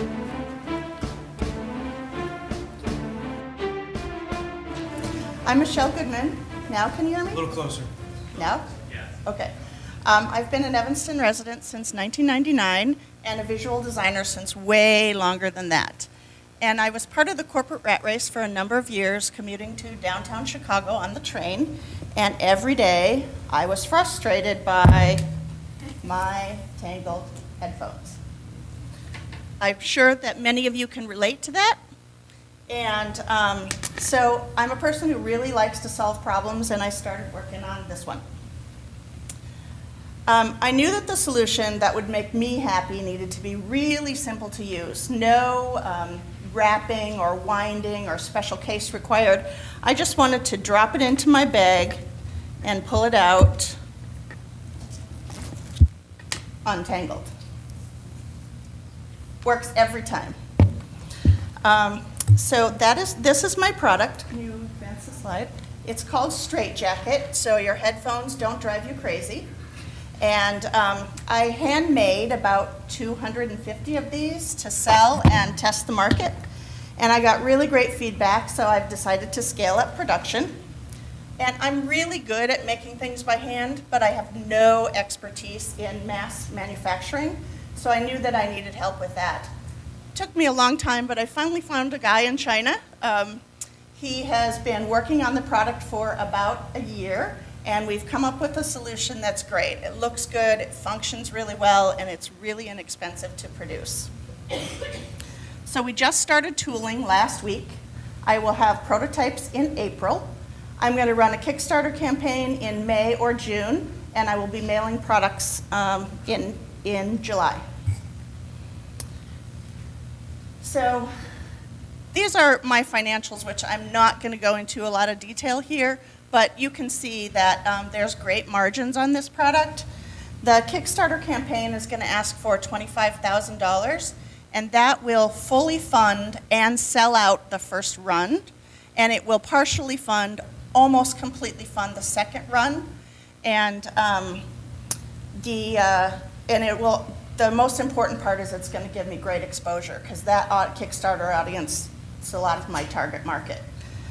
So the price on Kickstarter will be $6 each. The price to manufacture them is about 30 cents, but when you get all of the packaging and the shipping from China and the mailing to the buyers and all of those costs all in, each unit's going to cost me about $3.75. So at the Kickstarter price of $6, that's a profit of $2.25 per unit. The retail price will be $7.99. So, and the wholesale price will be $4. So on the wholesale level, it costs me a lot less per unit because I'm not shipping them to the buyer. I'm not doing any of the distribution. So the cost per unit with packaging and manufacturing for wholesale will cost me about 60 cents, and I'll sell them for $4. So that's a pretty good profit. So one thing that I know for sure is that the product is going to need a lot of consumer education, because it's just not immediately obvious what this does. So the packaging is going to have to make it really, really clear, and getting the word out is going to be so important. You can see those 4 stripes down there in the bottom. Those are the colors that the product's going to initially be available in. So the first round of product will be all sold on Kickstarter. The second round I will sell on my website. Can you advance? That's prototype of the website. It's not up yet because I don't have any products to sell. And then, the next round I'm hoping to get into college bookstores, mall kiosks, and transportation hubs like at airports and train stations. And then eventually I hope to be in the Apple Store and all the big box retailers. So as far as the marketing, it's going to be focused at first on social media, bloggers, and tech product reviewers, and local press here in Evanston and Chicago, and at live music events like live music events and organized runs where users will.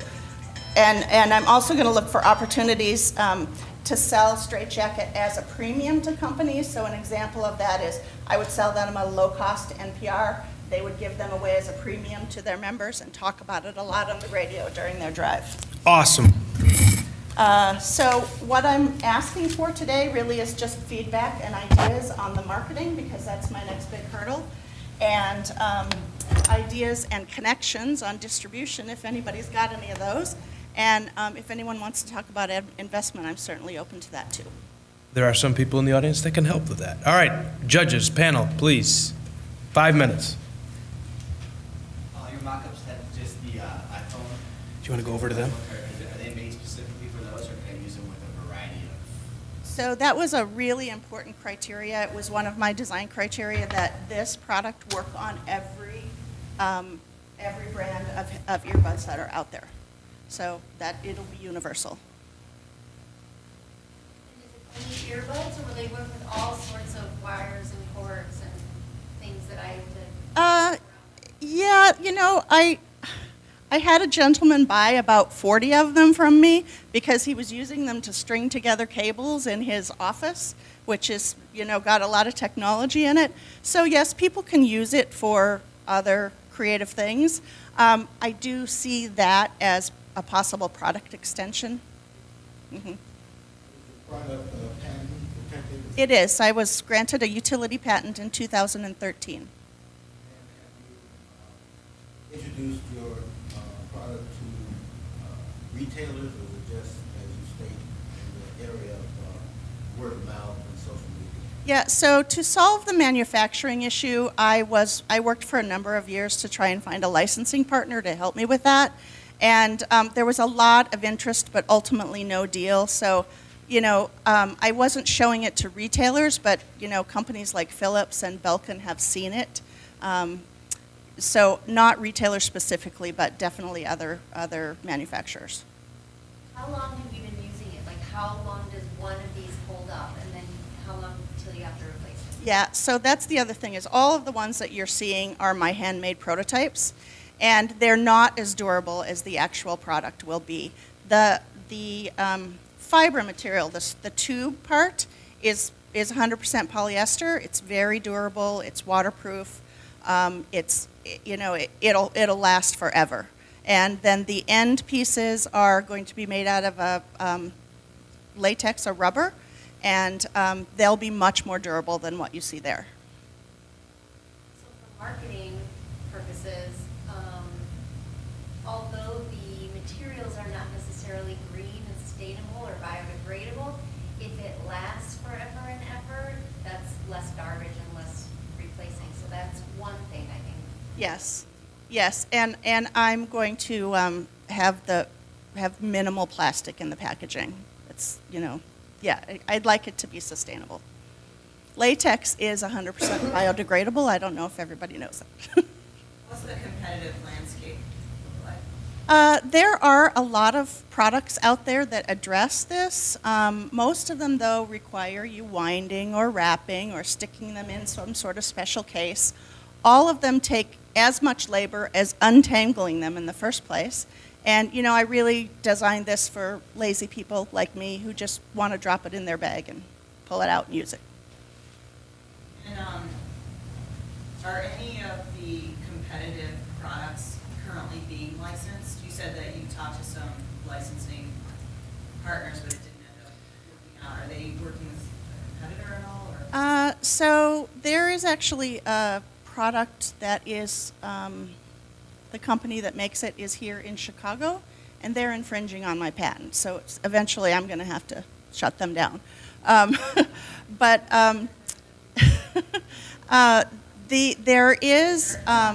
There is a product called, I believe it's called Cord Cruncher, and you buy the headphones. The headphones come with the device. And Edison Nation is currently looking at matching them up with a licensing partner. And I know that because they are also presenting my idea to the same partner. So I just don't know who it is. So Belkin doesn't have something, no? Belkin does not, no. Most of them are smaller operations. They're not the big names. Questions from our panel? Good feedback from your people who've been using it? What are they saying? I've had great feedback. In fact, I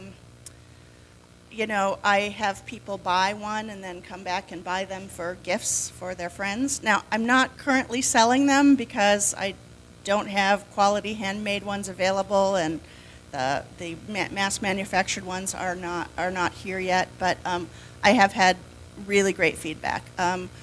Times when I've presented in forums like this, I've had people come up and say, "Can I buy a green one right now?" A lot of good feedback. Let's go to the audience. Oliver. So you said that the durability, it will hold up really well. So do you think it would be worth it to include a warranty as an extra perk for someone to buy the product? It's a good idea.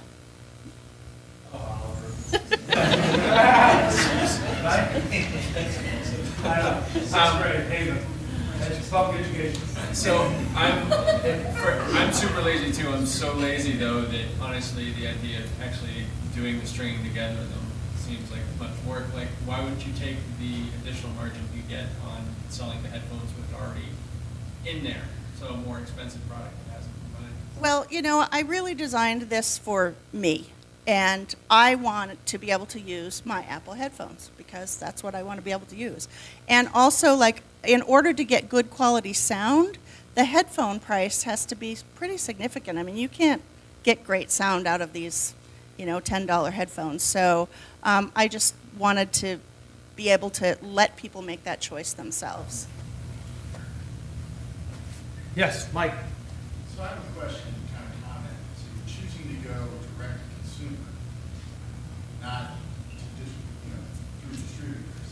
I'm very interested in that. I would think that it would be easier to fund a business, expand it, and potentially keep competitors from getting in very quickly if you kind of jumpstart into distribution. Yeah, well, I do want that. It's going to be very quickly. I'm going to follow very quickly. I have not yet had product that I can take to buyers and say, are you interested?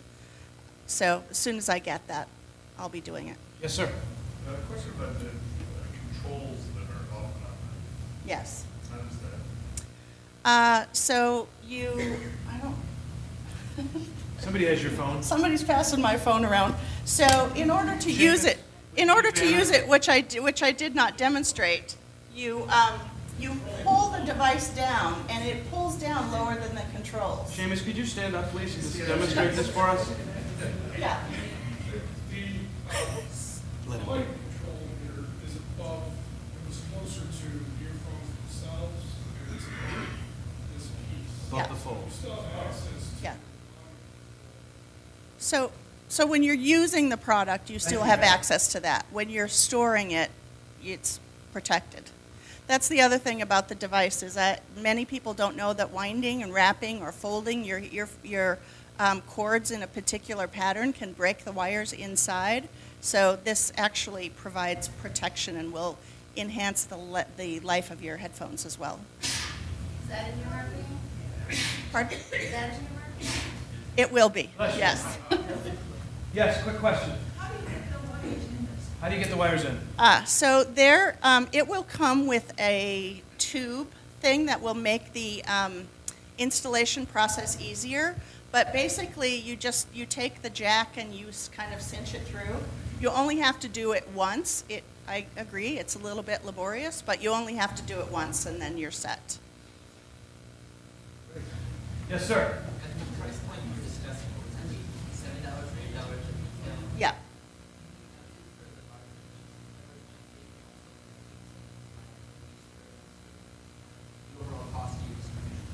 Yeah, so liability insurance I've considered, but honestly, I haven't explored that yet. Typical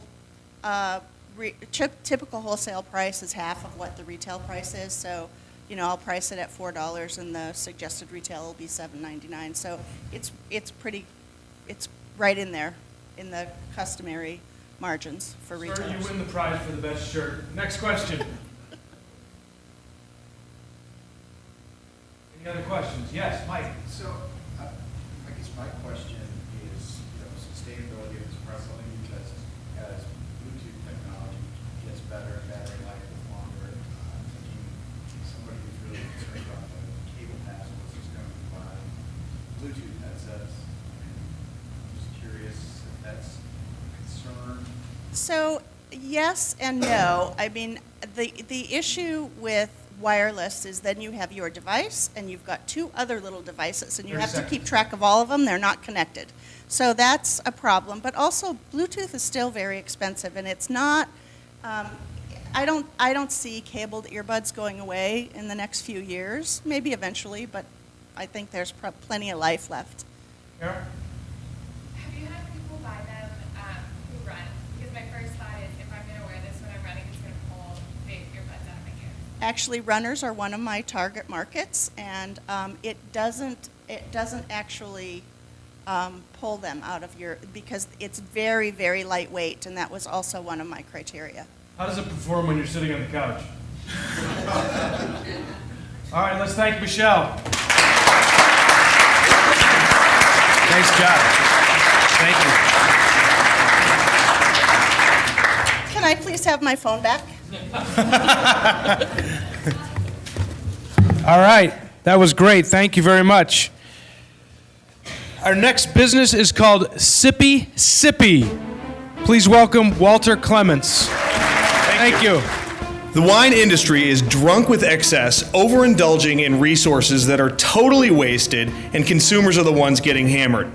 My name is Walter Clements, and I'm seeking a $165,000 investment to back the most innovative, game-changing wine business in America. This is a business model found commonly in Europe, but that does not exist at all in the US. It's called vino sfuso in Italy, which translates to loose wine.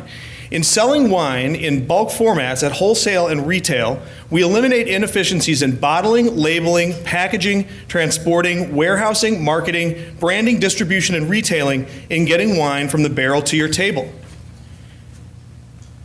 And by changing the way that wine is marketed in the US and disrupting the supply chain, we can sell wine at half the price and more than twice the profit margin of any other wine seller.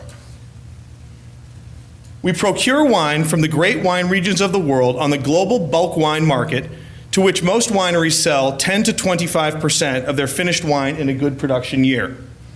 This is the same quality of wine that you find at Whole Foods or Binny's in the $10 to $20 price range. Your investment will be used to build the wholesale side of the business initially, selling wine to kegs and restaurants, event companies and institutions, selling wine and kegs to restaurants, event companies, and institutions like Northwestern and the Art Institute. Wine on Tap is the fastest growing market segment for wine in the U.S., growing at 300% year on year. Consumers are learning that about the great quality and value of wine on tap, and restaurants value doubling their profit margins with no waste. Restaurateurs pitch this high market wine, customers appreciate it, restaurants sell more, and we're able to make great returns on your investment dollars. Uniquely, as a craft winery, we can offer custom blends to be served as house-crafted wine to align with a particular concept, menu, or other preference. These blends can be developed and customized by food service customers and then manufactured by us consistently. People love red blends, and sales of Meritage were the fastest growing of any wine type in 2014, with totals approaching Chardonnay and Cabernet Sauvignon, the leaders. The initial wholesale phase is the proof of concept in which we go from cash burn to build. In addition to inventory and equipment, we will invest in sales and marketing, also leveraging relationships with existing distribution channels into wholesale accounts. We will build awareness and demand necessary to be picked up by the big distributors and leverage their network for even greater returns.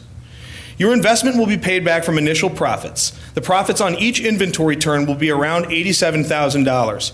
Each inventory turn requires 11 weekly keg customers over a year, and we can far exceed this number. Once we have built the cash flow and brand awareness, phase 2 will be a retail tasting room. Here, individual customers will be able to buy Vino Sfuso in reusable packages, just like a growler at a craft brewery. $150. In the tasting room, they will be enabled to develop custom blends according to personal preference for personal consumption or to share with friends and make a party or event truly unique. Groups can enjoy blending and experimenting with different wines and have a special experience to take home with them in a bottle. This is the essence of experiential retailing and does not exist anywhere in the United States. The phase 2 investment will be used for build-out to market this new and innovative concept and provide the working capital that can be so crucial for any new hospitality business to succeed. The investment to support phase 2 is estimated to be $500,000, with the capital mix to be determined. Next, we plan to expand this concept into Chicago in a progressive central location such as Westtown and prove it in a larger metropolitan center for greater returns. Once we have been proven in a sophisticated university town and a progressive metropolitan market, we look to expand to similar submarkets across the U.S. and change the game. So come on, E-Town, who wants to get their sippy sippy on? Yeah.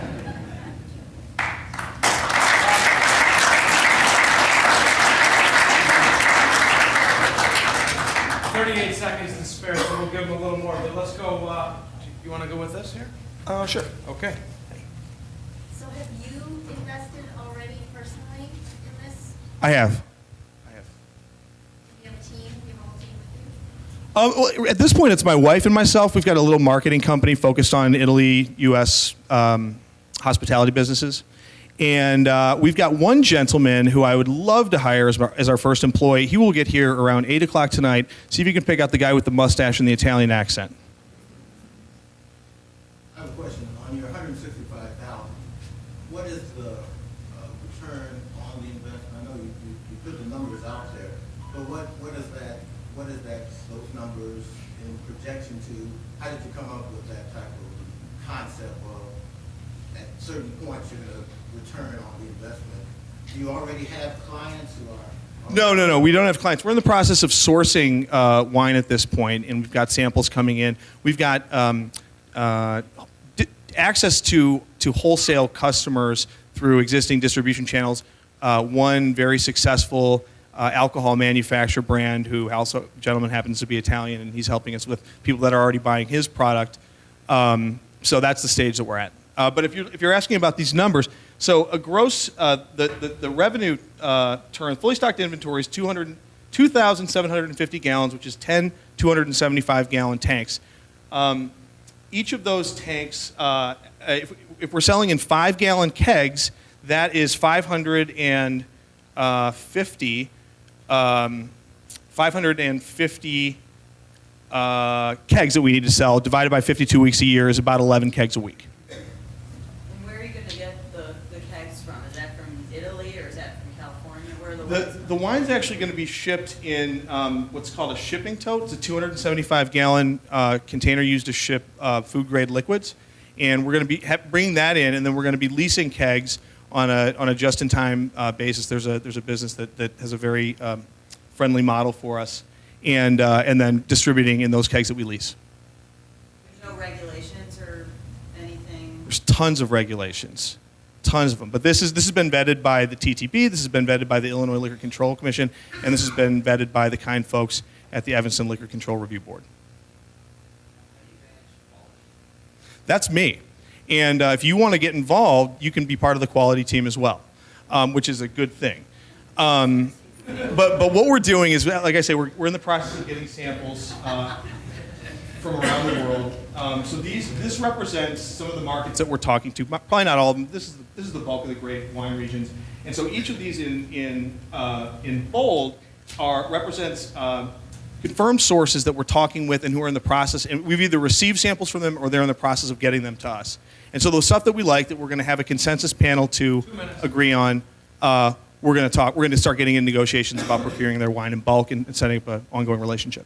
How does product degradation or shelf life change in this bulk bottle versus if I buy a case and it's core, it can last virtually forever? How does that get managed? If not in reality, then perceptions from the consumer. Yeah. Growler home, it's going to last a lot shorter than a 6-pack bottle. No, this is wine that's meant to be consumed. It's wine that's table wine. It's not wine that you keep in your closet. And so you can keep wine in the refrigerator for a week very easily. You can keep a red wine if you don't want it to be cold on your counter for or in a cabinet for about 3 days before the quality starts going away. And in the tanks that we are going to be using, which are these right here. They are variable closure tanks that you pump a mixture of argon and nitrogen in to keep it so that there's no oxygen. There's no oxidation. It actually keeps the wine perfectly fresh until it goes into your growler or container, at which point, just like opening a bottle of wine, it starts to degrade. 50 seconds. So as soon as you start doing this, you open the United States' eyes to the fact that someone can do this. How quickly can you do phase one, accomplish phase one to always be the first? And how do you remain the favorite or the best? I mean, I think that we can build the brand just through being this innovative concept. One of the reasons that we like doing this in Evanston is that Evanston, I think it's a great concept. It's an innovative business, and we're all stewards of the environment. It's a very environmentally friendly business. And then the other aspect is that we've got Northwestern University. We've got this huge graduate school population, I think probably most of whom are above 21 years old. And then it becomes sort of a diaspora where they're going to places around the world and they're saying to their friends in New York or in Palo Alto or Austin or wherever, they're saying, gosh, we have this great wine shop in Evanston. I wish we could bring it here. And so that kind of creates the demand through, kind of like Facebook did with Harvard. Oliver, you're not at Kellogg, are you? Okay. Let's go. There are some people jumping at the bit here. So go ahead. Have you considered franchising? Yeah, I mean, we're definitely going to be expanding. It's not been determined whether it's going to be done in a company-owned way or franchising. Franchising may, and I've got people with experience doing that act as advisors. Franchising may be the best way to really hit the market hard and with the most rapid expansion. You know, quality control and brand dilution are the concerns there, and then obviously the legal issues with franchising and people trying to come after the parent company. But yeah, we've considered. Spent his career in the liquor business. Yes, sir. Can you explain, I saw the 275-gallon piece. Okay. Earlier? You're going to bring it in quantity, and before you get to the retail piece, you're going to start with wholesale. That's correct. So you bring it in and you then put it in smaller. How do you go to retail, from wholesale first? In other words, you can bring it in wholesale, right? We're going to bring it in as going to the. We're going to bring it in bulk, going to the wholesale market. We're going to put it in these 275-gallon tanks, from which we're going to run a kegging operation. We're going to sell kegs of wine to restaurant groups, to events companies, and to institutions that sell a lot of wine. And then from there, we're going to get a retail facility, probably in downtown Evanston, very near Northwestern University, and essentially provide our kegged wine to ourselves. So you're importing and distributing? Because as a No, we're not. We're buying wine from an importing distributor. We're buying wine from a winery that's brought to us through two importing distributors in Illinois that we're working with. So it's already landed and it's already distributed. No, we're buying wine from the winery and arranging for an importing distributor to bring it to us in bond. We receive the wine in bond. The bond transfers to us. We pump it through a flow meter, at which point we pay the tax. It goes into the unbonded part of the premises, into these tanks, and then we run a kegging operation from there. Does that make sense? Yeah, this is I'd love to talk with you about that because it's on prima facie it would seem illegal, but it's completely legal.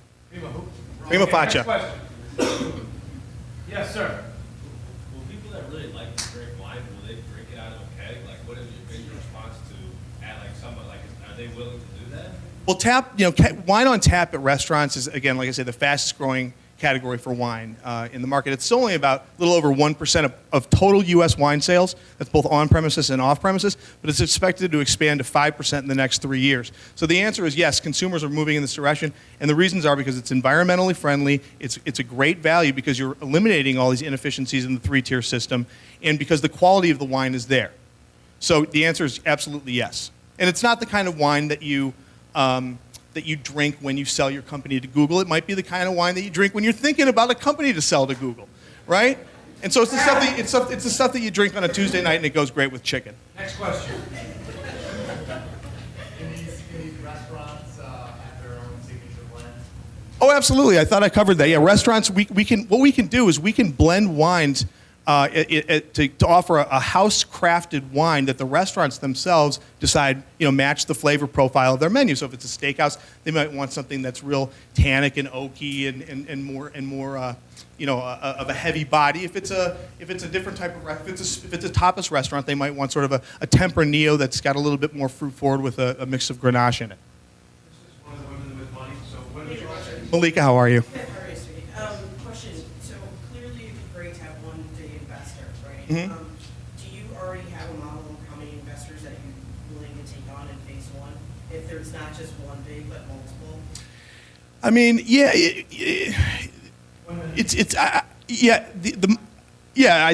I would love to have one investor, two investors, three investors gets more complicated, 10 investors gets quite a bit more complicated. But the answer is I'm open to anything that makes sense, especially with nice people like yourself. And the people you know. Who hasn't asked a question? Yes, sir. To help the budding entrepreneurs in the audience, how did you come up with your idea? That's great. My wife is from Italy, and this is kind of a funny story. So my wife's from Italy. I'll try to be quick. I experienced it there. I thought it was a fantastic brand. It was a fantastic retail business. We stocked up for a New Year's Eve party one time, and it was just, it just struck me. And this gentleman, kind of behind you with the red hair, came to my wedding then about a year later in Italy, and he came up to me almost hyperventilating with excitement, talking about this wine shop that was across the street from the hotel he was staying at, and this is the best thing, we got to open this in Evanston. This was about 5 years ago, and then about a year and a half ago, I started thinking about actually commercializing it, started looking into it, found out it was illegal, figured out a permit structure to enable it, and so it was through that experience. Well, Walter, you've struck a chord with all of us. We all probably want to hear more about it, so we'll have a minute. In a minute, we'll be able to pound on him. It sounds like a lot of people want to talk to you. So let's hear it for Walter Clemens. Thanks. Thank you. Thank you, sir. Yeah. Okay, I'm going to invite our panelists up on stage here for a minute for a panelist wrap up. And you wanted one more question. Did you want I to just ask want to know what you're offering in exchange for the $165,000. It's wine. It's definitely wine. Definitely you can come on some road trip with this. No, I'm definitely looking to probably do a convertible note. It would be sort of a loan with a PIK interest. PIK interest would probably be it, and then a conversion into equity. If that's what you want. So it's up to the investor. It's an early stage play. It's whether you believe in the business, whether you want to get involved, and where things go. And you may want to just get an interest rate back on it as you see the model. And I'd be happy to go over the pro forma with you. Great, that's great. That gives us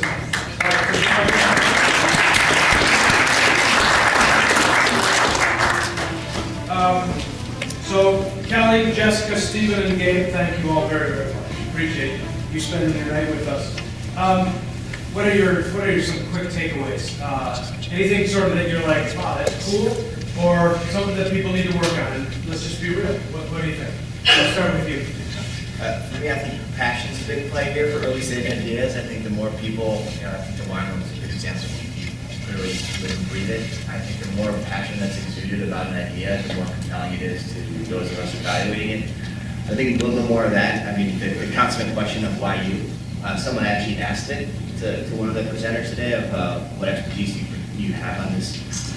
Hopefully that's something that comes across loud and clear when you guys pitch these ideas, that it's abundantly clear that we all understand why you're doing it. So I would just say passion. That's great. This is just one of many trips you'll be having in front of people, right? So yes. I thought that in your presentation, there should be a little bit more insight into who, what, why. Who is interested, why you're doing this, and what will be the outcome. I thought all the presenters were excellent in their presentation, but kind of getting more into the details of course, to the point of how you got started in compassion, but also to the way of how is your business formulated. But overall, all of the presenters were excellent in the presentation. So he would like 10 minutes. Okay, Jessica.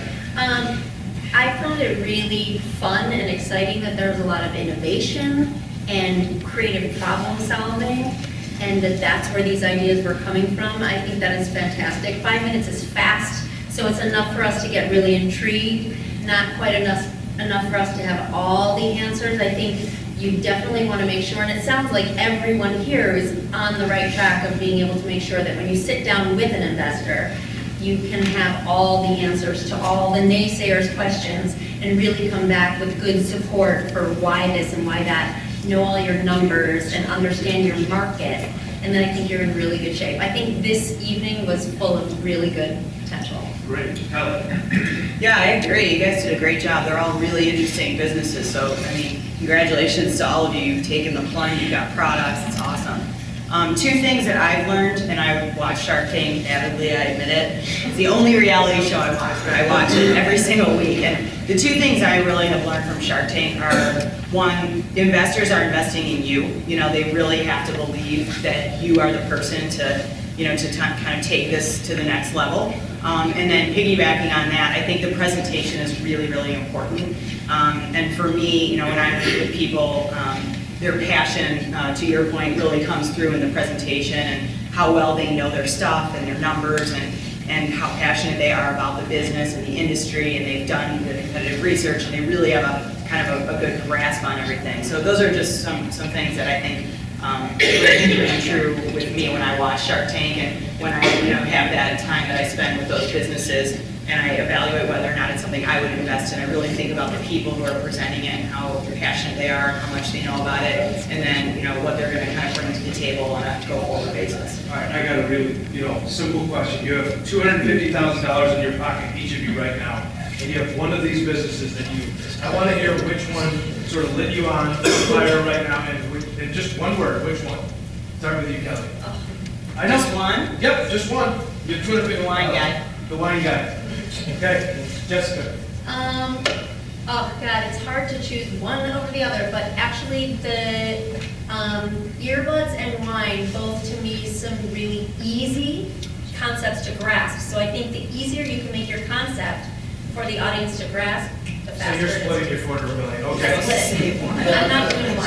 That was more, I enjoyed the first two gentlemen in regard to the industry of insurance and how they could make prescription more accessible, not only to the consumer, but also to doctors. And with the medical industry and insurance moving in a phase where that product is needed and their introduction into technology, I thought the first person, if I had the money, that would be this. Great, thank you. I do split myself between the wine and the virtual whiteboard. Okay, good. That tells us something right there, right? All right, let's thank our panelists. Thank you very much.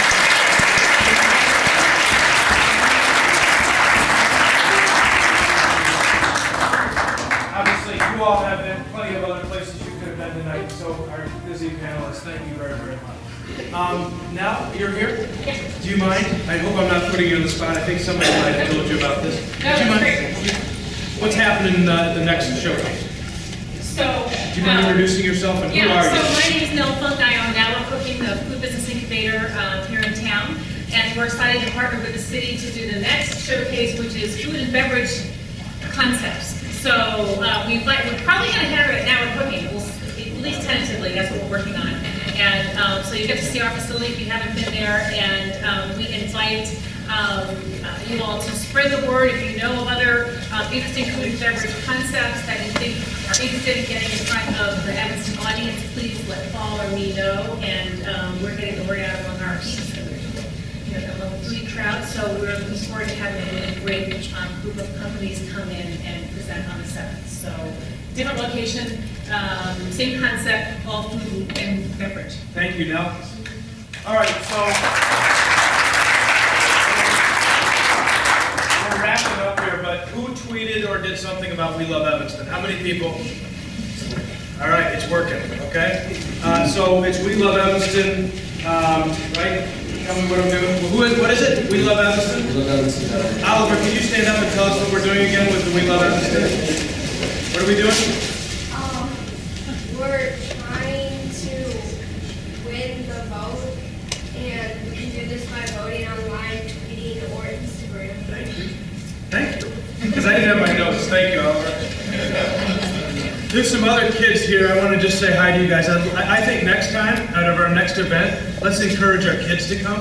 I think the event could be it would just fill it totally differently. So think about inviting your kids. What's that? Great food. So great food, but we have a couple more students here, right? Great. Yeah. Where do you all go to school? We're Both of you are freshmen? Yeah. Awesome, glad you're here. Any other students here? Any Northwestern students or high school students? So that's great, but next time, let's think about bringing kids, all right? I think they would love to see this, right? My kids love Shark Tank, and let's do it. It's happening here at Evanston, so let's encourage our kids to come into this. One note, the Alderman Breakaway wanted me to pass on. Tomorrow morning is the Evanston Procurement 101. So learn how to do business with local entities. So I'm not sure the total breadth of this, but it's from 8 to noon at the Civic Center tomorrow morning. So last minute here, but tomorrow morning, how to do business. I think the city's there. I'm sure Northwestern's there. So a lot of the major, I think Rotary's here. So if you want to do business with any of those large entities here, done. Peter. Hey. Alderman Braithwaite. So for those of you who have not had an opportunity to attend, it's a great opportunity to actually meet with those that are responsible for procurement. Patty said it, City of Evanston staff will be there, Northwestern, District 65, 202, and also Rotary International we host. So this year is going to be a little bit different, whereas we've had presenters share what they're looking for and what their process is. For those Evanston businesses or those who attend, you'll actually have an opportunity to meet with them in small groups, interact, introduce your business, and also ask questions. So if you are an Evanston business or interested in doing business at Evanston or with one of those entities, I would definitely encourage you to attend. So I apologize if this is the first time you've heard it, then it probably means that you're not on one of our listservs. So great opportunity to attend. It's being hosted by one of the committees that I chair along with Alderman Tandem, the MWBP committee. So thank you very much. To our servants here, people who run for office here in Evanston, it's a tough job. They don't make a lot of money, right? It's a huge volunteer commitment. He's here on a school night, he's got kids. Our alderman, my mother-in-law happens to be the mayor, so I'm a little bit sensitive to it, but they get a lot of grief from a lot of people. So if you ever get a minute to thank an alderman or any of our elected officials, it's not an easy job, right? And they're doing the best job they can for us. So if you ever get a minute, Peter, thank you for all the hard work.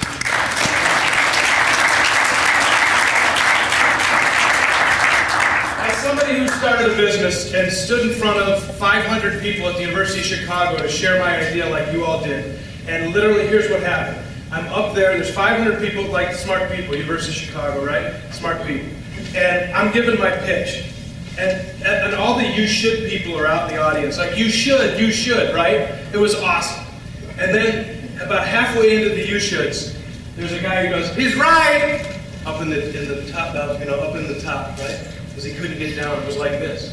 There's a quadriplegic who happened to just come and listen to my talk, and he goes, he's right! And it took all the air out of the room. Everyone's like, oh my God, it's a guy in a wheelchair. And all of a sudden, so it was like an hour and a half of me getting grilled, or, not that long, but exaggerating, but it was like, so what I'm gonna say is just stick to your guns and do it. People are gonna say you're crazy, that's fine, just do it. I mean, really, people here might, doubt you. I see people wanting to jump on you. It's okay. It's just the landscape. So I would just encourage you to stick with it. I'm glad we have this in Evanston. There's no other town. Well, I'm just going to say it. There's no. They're not putting this stuff together. We're really lucky to have the city that's thinking this way, the chamber in town, that we have a culture like, different organizations. So keep coming out to this. I think you guys would all agree this is very helpful to sort of put your presentations together and sharpen up your knives to go out and do this. So again, let's thank all of our companies here. A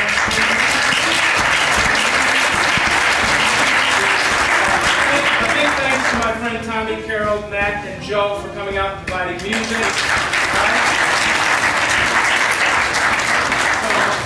That's it. We had a great night. Let's go into the hall and have a drink, and thank you all for coming.